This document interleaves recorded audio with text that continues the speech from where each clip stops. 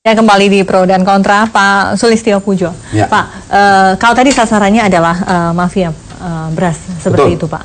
Sasaran berikutnya, ini udah satu nih, pabrik ataupun perusahaan seperti itu. Sasaran-sasaran berikutnya, apa ada lagi begitu ya? Karena kalau kita bicara mafia kan tidak satu perusahaan ini saja yang bermain. Jadi kita kan hari ini bicara tentang sakti ibu kan. Iya. Kita Kalau kan, dibuka sekarang ya, semuanya sudah jadi kita menutupi fokus ini jejak dulu. ya. Ini kita fokus dulu bahwa kita sudah meriksa para saksi. Nah, nanti hasilnya ini kita lakukan, kita kumpulkan hasil. Ya, kita metrikan, kita lakukan perdebatan secara internal. Sebelum dinaikkan ke penyidikan. Itu namanya apa? Kita lakukan kolaborasi untuk mendapatkan. Tapi sudah disegel, sudah digerebek, kok satu pun belum jadi tersangka, Pak? Kita kan harus kehati-hatian. Ya. Dari polisi ini ada intervensi, Pak? Oh, tidak ada. Kehati-hatian itu utama dari proses penyidikan, ya. Proses penyidikan itu sangat hati-hati. Walaupun kita yakin, tapi sangat hati-hati. Karena siapa yang paling bersalah harus kita tentukan sebagai tersangka, ini yang proses. Pak Anton Apriantono sudah dipanggil menjadi saksi, Pak? Nah, ini saya belum baca satu persatu ya. Semua saksi-saksi, mungkin waktu saya cek lagi ya. Nah, kita yang jelas untuk menentukan tersangka itu harus sangat hati-hati gitu. Pasti sehari dua hari pasti ada muncul. Pasti ada tersangka. Ya. Oke, baik. Saya kembali lagi pada Pak Iksan Firdaus. Kita bicara soal produksi beras di tahun-tahun terakhir ini. Bagaimana Komisi Pertanian mengamati? Apa ada kenaikan atau justru menurun? Kalau dari perkembangan yang kita punya, kita pakai indikator daya serap Bulog saja, penyerapan beras oleh Bulog di tingkat petani begitu ya. Semester 1 2017 kami mendapatkan informasi pada saat kami rapat dengan Bulog bahwa penyerapan Bulog itu sekitar 1,3 juta ton. Untuk semester yang sama di 2016 itu penyerapan Bulog itu sekitar 1,8 juta ton. Ada potensi, ada penurunan produksi. Biasanya semester 2, mungkin Pak Said Didu memahami juga, biasanya tidak terlalu besar. Karena dari sejak Juli sampai Desember itu tidak terlalu besar angka produksinya. Jadi ada potensi penurunan yang cukup signifikan terkait dengan produksi beras nasional. Kalau kita pakai indikatornya adalah penyerapan Bulog, karena Bulog bagaimanapun punya peran untuk menyimpan cadangan beras pemerintah. Nah, itu kan digunakan untuk sewaktu-waktu. Itu akibatnya apa? Akibatnya kemungkinan produksi 2017 itu lebih rendah daripada 2016. Kalau kita melihat indikator itu. Yang kedua adalah yang harus kita waspadai adalah sepanjang Pantura ini itu sudah ada serangan hama yang cukup masif. Nah, pemerintah harus segera melakukan tindakan. Artinya kalau itu kemudian tidak dilakukan, warningnya ini sudah kelihatan. 1,3 di semester 1 2017 dengan 1,8 semester 1 di 2016. Ini warning bagi pemerintah agar pemerintah segera mewaspadai hal-hal seperti ini. Tindakan penegakan hukum oleh Kapolri adalah salah satu unsur untuk kemudian menjaga stabilitas pangan nasional. Tetapi ada hal yang lebih dari itu menurut saya adalah bagaimana kemudian menaikkan produksi. Nah, kalau kemudian semester 1 saja sudah berkurang 500.000 dibanding semester 1 2016, pemerintah harus segera mewaspadai ini. Jangan sampai kemudian kementerian terkait dalam hal ini pertanian itu merasa bahwa ini semuanya sudah oke. Nah, ini yang harus digenjot oleh pemerintah. Jangan sampai kemudian ada data informasi yang salah.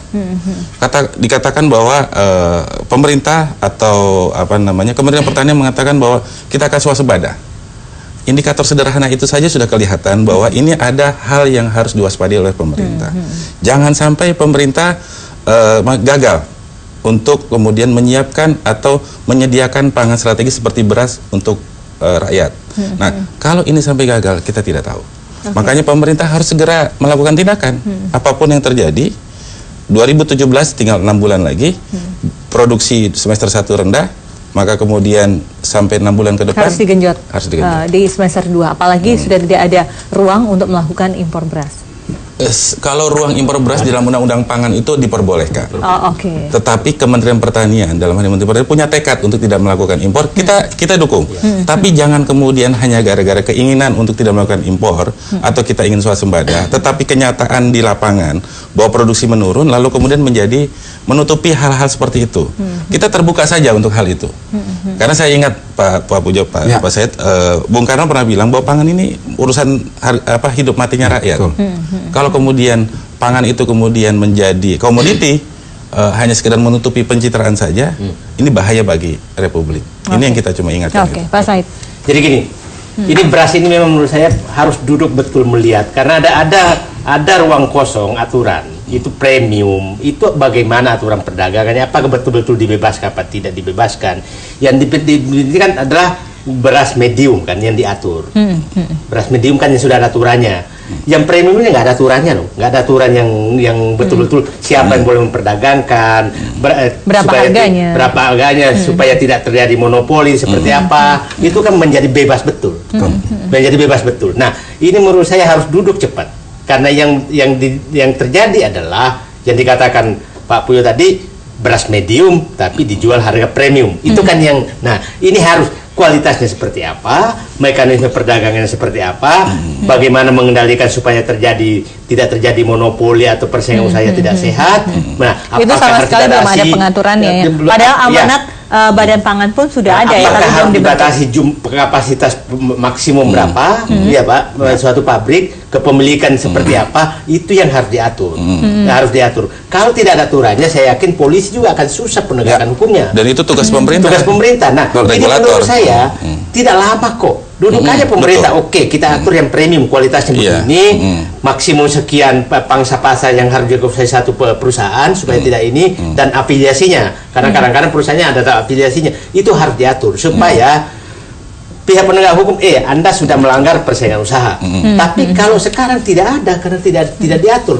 Nah, pada saat jadi susah juga mengatakan bahwa seseorang atau perusahaan tersebut melanggar. Nah, seperti menyatakan KPPU menyatakan melanggar persaingan usaha. Saya yakin nggak bisa dijerat dengan aturan sekarang karena ini kecil sekali, tidak masuk. Tapi kalau ada aturan baru khusus beras, saya pikir semua negara punya hak untuk mengatur komoditas strategis, bukan perdagangan umum. Beras itu di dunia manapun, Jepang mengatur sendiri, semua Amerika mengatur sendiri. Udahlah, duduk dulu yang abu-abu supaya membantu penegakan hukum. Saya yakin betul Pak, tim Polri agak susah penegakan hukum di premium ke atas. Kalau di bawah ini udah aman. Raskin, jelas aturannya lengkap. Premium sampai ke medium sampai premium itu nggak ada aturannya, masih bebas. Nah, itu saya pikir yang harus diisi sekarang supaya tidak ada orang menjual beras medium dengan harga premium. Tidak ada orang yang menguasai pangsa pasar terlalu besar sehingga seenaknya menetapkan sehingga harga. Bisa monopoli. Ya kan? Nah, mungkin juga yang paling penting adalah kejujuran yang saya katakan tadi.